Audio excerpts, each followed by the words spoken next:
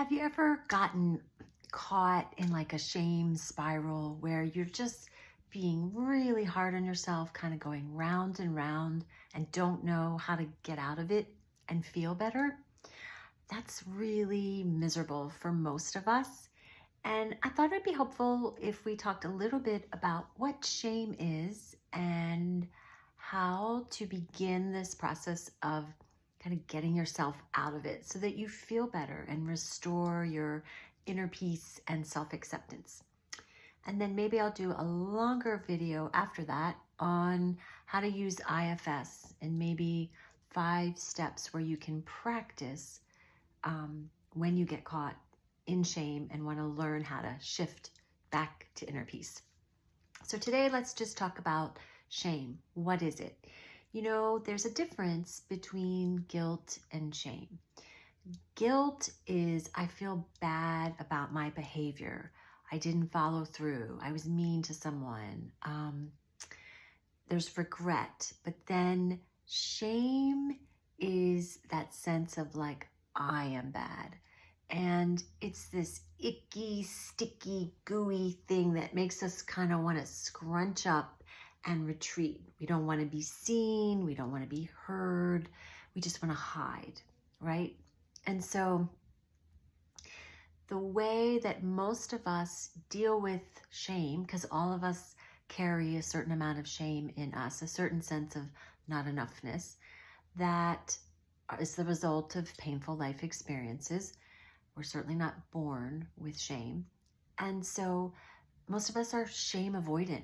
We can tolerate it for maybe 25 seconds, and then we will have little, maybe unconscious ways to avoid it. So if you think about a continuum, like a spectrum of shame being at the bottom where you just want to hide, and then grandiosity being higher up, one over someone. That's really how most of us learn to cope with shame. We can't stand to be one down, so we'll be one up. I would never behave that way, or look at that person over there, look at how they're behaving. And so we kind of make ourselves feel better to avoid discomfort. And so it can be a tricky thing when you find yourself being really controlling, not listening, needing to be right. I guarantee you there's a part of you that has just been shamed. It's kind of like slime. And this part of you is stepping up to protect you. And once you start to practice this and realize this, it can be very helpful because you can learn how to soothe the shame and you don't have to act that way. And because when we're controlling or difficult, people don't like us, and then we feel rejected and kind of creates more shame, right? So next video, I'm going to give you 5 steps how to navigate through shame to peace and self-acceptance. And maybe I'll use an example from my own life. Okay, so if you like this video, please subscribe to Delight the World.